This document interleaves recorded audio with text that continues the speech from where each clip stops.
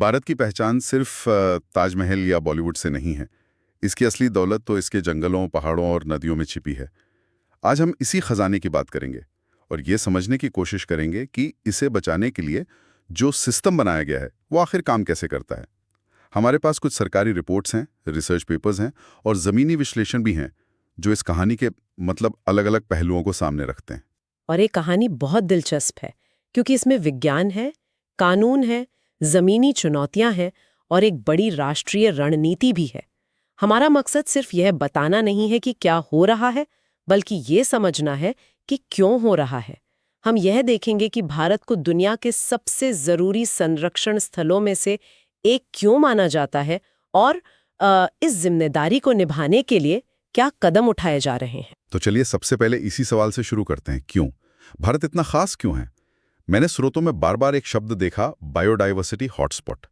सुनने में तो ये बहुत भारी भरकम लगता है, इसका असल में मतलब क्या है? इसे ऐसे समझिए कि ये पृथ्वी के वो इलाके हैं जो प्रजातियों के मामले में अमीर भी हैं और खतरे में भी।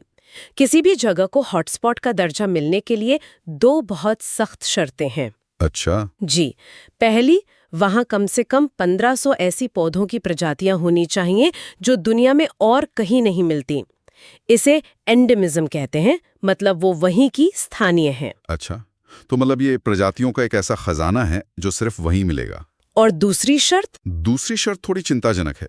उस इलाके ने अपना 70% से ज्यादा मूल प्राकृतिक आवास खो दिया हो। 70%? हाँ, यानी वो खजाना चोरी होने या एक तरह से कहें तो बर्बाद होने की कगार पर है। तो हॉटस्पॉट का मतलब हुआ असाधारण रूप से कीमती और असाधारण रूप से खतरे में। और भारत में ऐसे एक दो नहीं बल्कि 4 हॉटस्पॉट है।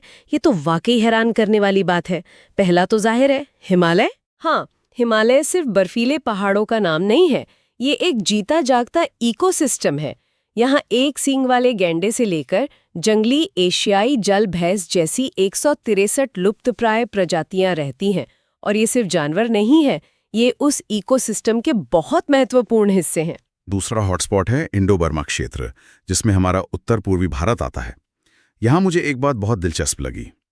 पिछले 1-2 दशक में ही यहाँ 6 बड़ी स्तनपायी प्रजातियों की खोज हुई है, जैसे लार्ज एंटलर्ड मंटरजैक।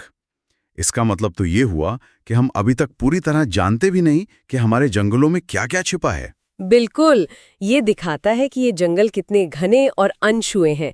ये खोजें हमें याद दिलाती हैं कि संरक्षण सिर्फ उसे बचाने के लिए नहीं है जो हम जानते हैं, बल्कि उसके लिए भी है जिसे हमने अभी तक खोजा भी नहीं है। फिर आता है पश्चिमी घाट। यहाँ का एक आंकड़ा मुझे चौंका गया। कम से कम 325 विश्व स्तर पर संकटग्रस्त प्रजातियां सिर्फ इसी एक इलाके में हैं। 325, ये संख्या बताती है कि ये हॉटस्पॉट कितने नाजुक है। ये सिर्फ खूबसूरत इलाके नहीं, बल्कि एक तरह से इकोलॉजिकल इमरजेंसी रूम है, जहां दुनिया की सबसे कीमती प्रजातियां जीवन के लिए संघर्ष कर रही हैं। हर एक प्रजाति का विलुप्त होना उस इमरजेंसी रूम से एक मरीज के खो जाने जैसा है। और चौथा है सुंडरलैंड, जिसमें हमारा निकोबार द्वीप समूह भी आता है।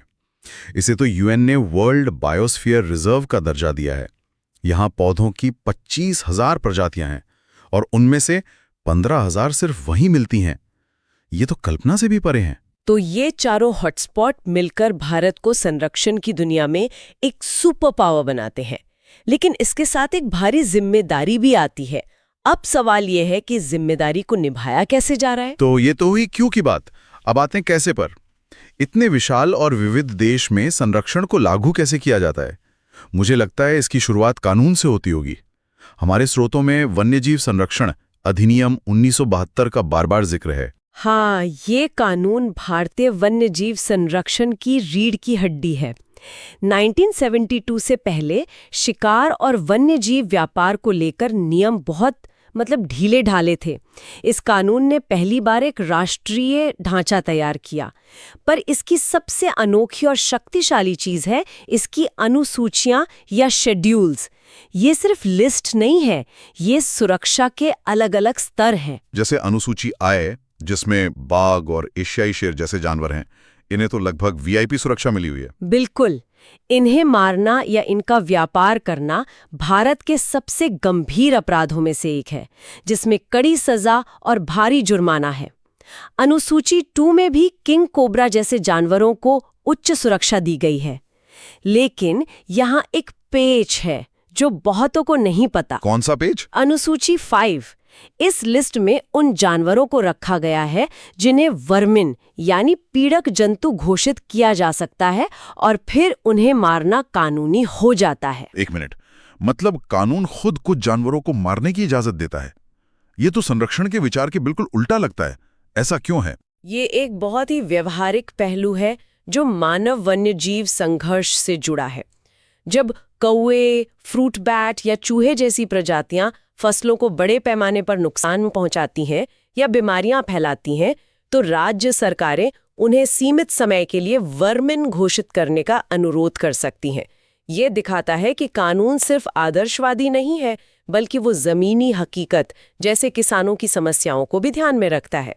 संतुलन बनाना ही सबसे बड़ी चुनौती है। और पौधों के लिए भी ऐसे कुछ है ना? अनुसूची 6 में कुछ खास पौधों की खेती पर रोक है। हाँ, जैसे पिचर प्लांट या ब्लू वांडा ऑर्किड। ये पौधे इतने दुर्लभ हैं कि इन्हें इनके प्राकृतिक आवास से निकालना या इनकी खेती करना प्रतिबंधित है, ताकि इनका अवैध व्यापार न हो सके। तो कानून तो बहुत मजबूत है, लेकिन जमीन पर इसका असर कैसे दिखता है? प्रोजेक्ट टाइगर शायद इसका सबसे बड़ा उदाहरण है। 1973 में शुरू हुआ और आज भी चल रहा है। और इसके नतीजे शानदार रहे हैं। हमारे स्रोतों के अनुसार 2018 में जहां 2,967 बाघ थे, वहीं 2022 में ये संख्या बढ़कर 3,682 हो गई है। ये एक बहुत बड़ी सफलता है जिसने दुनिया को दिखाया कि भारत अपनी सबसे प्रतिष्ठित प्रजाति को बचा सकता है। लेकिन कहानी में एक नया मोड़ भी आया है। स्रोतों से पता चलता है कि बाघों की मृत्यु दर भी बढ़ रही है। 2021 में 127 मौतें हुईं, जो 2023 में बढ़कर 182 हो गईं। और इसी बीच एक बड़ा प्रशासनिक बदलाव हुआ है।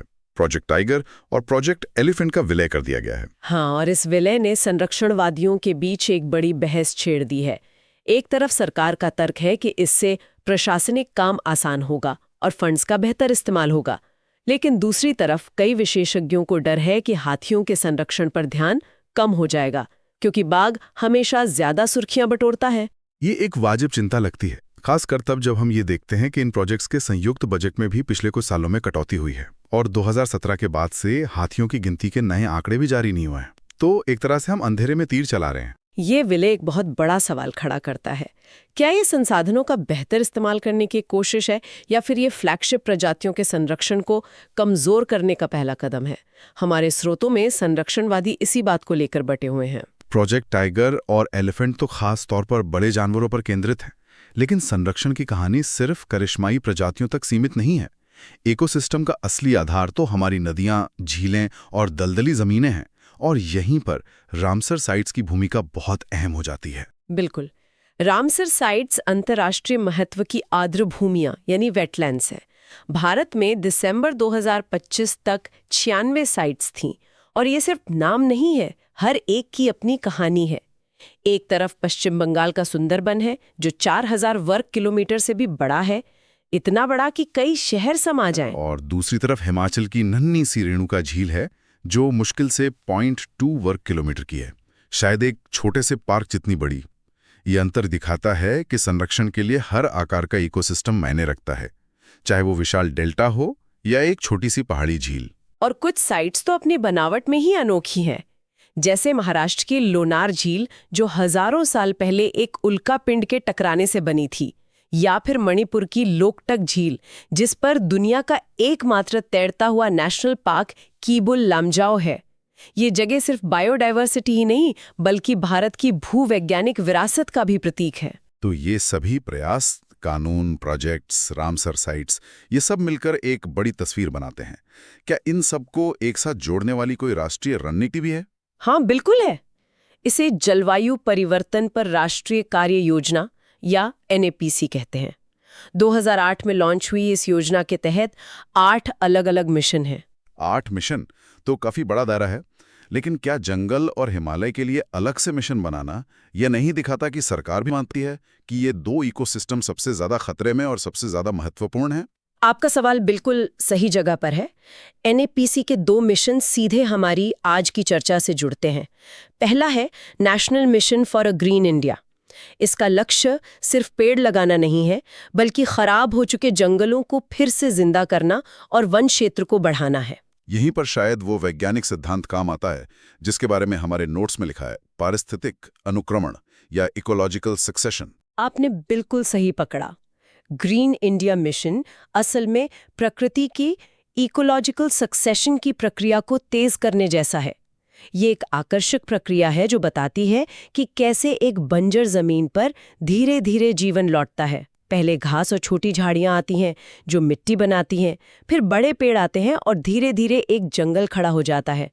यह मिशन इसी प्राकृतिक प्रक्रिया को सहारा देता है ताकि वो जंगल बनने की अपनी यात्रा जल्दी पूरी कर सके। और दूसरा मिशन हिमालय से जुड़ा है, national mission for sustaining the Himalayan ecosystem. ये सीधे सीधे हिमालय हॉटस्पॉट की सुरक्षा से जुड़ता है। हाँ, ये मिशन मानता है कि हिमालय सिर्फ पहाड़ों की एक श्रृंखला नहीं है, बल्कि करोड़ों लोगों के लिए पानी का स्रोत है और पूरे सबकॉन्टिनेंट के मौसम को नियंत्रित करता है। इसलिए इसके ग्लेशियरों, नदियों और जैव विविधता को बचाना राष्ट्रीय सुरक्षा जितना ही जरूरी है। इन सब बातों के पीछे एक और बुनियादी वैज्ञानिक सिद्धांत है जो हम सबने स्कूल में पढ़ा है, लेकिन शायद उसकी अहमियत नहीं समझी। ऊर्जा का प्रवाह या एनर्जी फ्लो। हाँ, इकोसिस्टम को एक कीन की तरह समझिए। इसमें जीवित खिलाड़ी हैं, पेड़, पौधे, जानवर और निर्जीव चीजें भी हैं जो खेल का मैदान बनाती हैं, जैसे मिट्टी, पानी, हवा, धूप। जब ये सब मिलकर एक दूसरे के साथ काम करते हैं तभी खेल यानी जीवन चलता है। और इस खेल को चलाने वाली ऊर्जा सूर्य से आती है। और यहीं पर वो 10% का नियम आता है ना? है ना? बिल्कुल, इसे 10% का नियम कहते हैं। सोचिए, अगर पौधे के पास 100 यूनिट एनर्जी है तो उसे खाने वाले हिरण को सिर्फ 10 यूनिट मिलेगी और उस हिरण को खाने वाले बाघ को सिर्फ 1 यूनिट। हर स्तर पर 90% ऊर्जा गर्मी के रूप में या जीवन की प्रक्रियाओं में खर्च हो जाती है। अच्छा, इसीलिए जंगल में आपको हजारों पौधे और सैकड़ों हिरण मिलेंगे, लेकिन बाघ गिने चुने ही होते हैं। टॉप पर पहुंचते पहुंचते एनर्जी लगभग खत्म हो जाती है। ये समझना प्रोजेक्ट टाइगर जैसी पहलों के महत्व को और भी बढ़ा देता है। बाघों की संख्या कम होना सिर्फ एक नंबर का कम होना नहीं है, ये इस बात का संकेत है कि पूरी की पूरी खाद्य श्रृंखला, पूरा इकोसिस्टम खतरे में है। आपने पूरी बात का सार बता दिया। बाघ का स्वास्थ्य पूरे जंगल के स्वास्थ्य का पैमाना है। यही कारण है कि संरक्षण के प्रयास सिर्फ एक प्रजाति पर केंद्रित नहीं होते, बल्कि वे पूरे इकोसिस्टम को बचाने की कोशिश करते हैं। तो आज की हमारी चर्चा से ये साफ है कि भारत की जैव विविधता सिर्फ एक खूबसूरत चीज नहीं है, ये एक जटिल और अनमोल सिस्टम है। हमारे पास 4 वैश्विक बायोडाइवर्सिटी हॉटस्पॉट्स हैं जो इसे दुनिया के सबसे महत्वपूर्ण संरक्षण क्षेत्रों में से एक बनाते हैं। और इसे बचाने के लिए एक बहुस्तरीय व्यवस्था काम कर रही है, जिसमें वन्यजीव संरक्षण अधिनियम जैसा सख्त कानूनी ढांचा है, प्रोजेक्ट टाइगर जैसे जमीनी प्रोजेक्ट्स हैं जो सफलता और चुनौतियां दोनों का सामना कर रहे हैं, और NAPCC जैसी राष्ट्रीय रणनीतियां हैं जो एक बड़ी दूरगामी सोच पेश करती हैं। हमने ये भी समझा कि इन सभी प्रयासों के पीछे पारिस्थितिकी के गहरे सिद्धांत हैं। 10% का नियम हमें बताता है कि शीर्ष शिकारी क्यों दुर्लभ होते हैं, और पारिस्थितिक अनुक्रमण हमें दिखाता है कि प्रकृति में खुद को ठीक करने की अद्भुत क्षमता है, बस हमें उसे थोड़ा सहारा देना होता है। भारत ने संरक्षण के क्षेत्र में निश्चित रूप से कई शानदार सफलताएं हासिल की हैं। बाघों की आबादी का बढ़ना इसका एक जीवंत उदाहरण है। लेकिन जैसा कि हमने देखा, प्रोजेक्ट टाइगर और एलिफेंट का विलय, बजट में कटौती और आंकड़ों की कमी जैसी हालिया प्रशासनिक और वित्तीय चुनौतियां गंभीर सवाल खड़े करती हैं। तो यहाँ श्रोताओं के लिए सोचने वाली बात यह है, भारत ने दशकों की मेहनत से अपनी सबसे प्रतिष्ठित प्रजातियों को बचाने के लिए जो मॉडल बनाए हैं, क्या हाल के प्रशासनिक बदलाव उन मॉडलों के भविष्य को खतरे में डाल रहे हैं? जब संरक्षण के सबसे बड़े और सफल कार्यक्रम ही अनिश्चितता का सामना करने लगे, तो इसका जमीनी स्तर पर काम कर रहे वन रक्षकों, वैज्ञानिकों और सबसे महत्वपूर्ण उन जानवरों के लिए क्या मतलब हो सकता है?